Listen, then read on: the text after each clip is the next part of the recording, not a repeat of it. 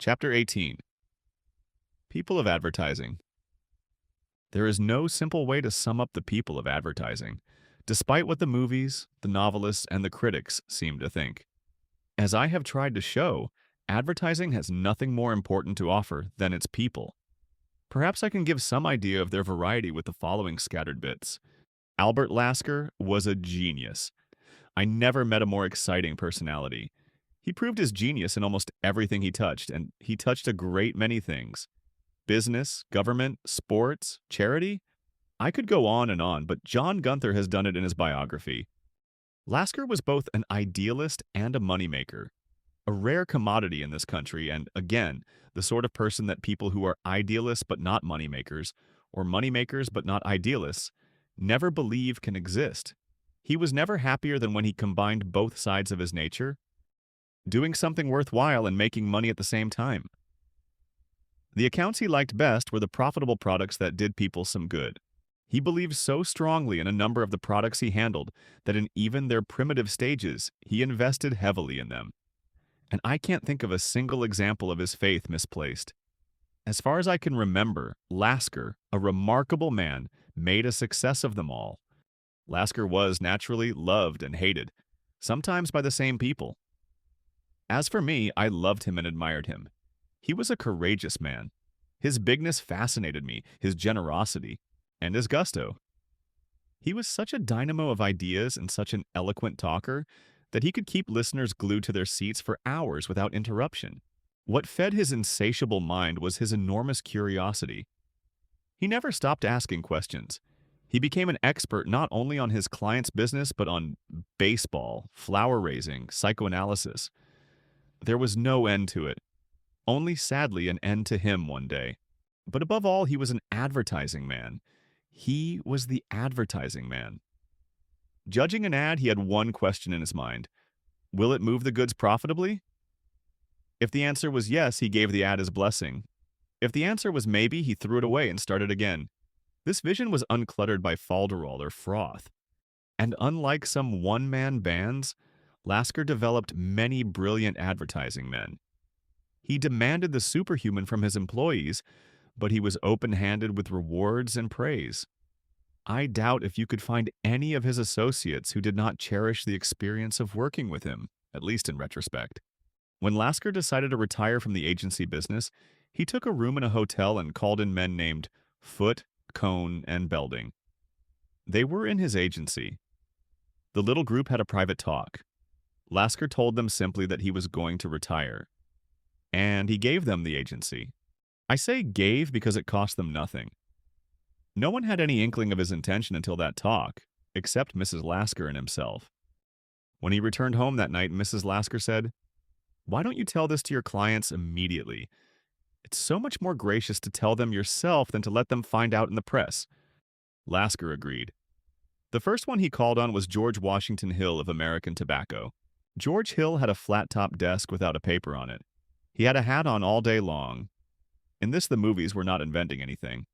The man was larger than the myth, and a slip of paper in his pocket that gave him up-to-the-minute sales information. He was a pragmatic sort of man, who kept his eye on the business and on the men who did it for him. Albert Lasker told him what he planned to do. "George," he said, "I gave the agency away. I gave it to Foote, Cohn, and Belding. They have it now, and with the war on, it's pretty hard to get a new agency that's worth anything. Why not leave your business where it is for the present? Give these fellows a chance. If they don't make good, you can always move." "Al," said George Hill, "I can't believe this. You've spent your life in this business. Now, with one toss of a coin, you're actually giving it away? Why? Tell me something that will make me believe what you're saying." "That's easy," said Albert Lasker. "I went into this business many years ago. All the while I have allowed the client to think that I was the pupil and he was the teacher. All along I knew that I was the teacher and he was the pupil, and I just got sick of it." "Now I understand," said George Hill, and he did what Lasker suggested. Sometimes you try too hard. You want to stay on top of everything no matter what, and you build yourself a problem that can almost sink you for good. On the West Coast, John Hamm, a vice president of the Biow company, was negotiating a contract with the Music Corporation of America for Rudy Valley. We wanted Valley for our client, Philip Morris. He belonged in what we were planning and nobody else would do. Closing this deal was tough, and MCA, always anxious to get the most for themselves and their client, made it even tougher.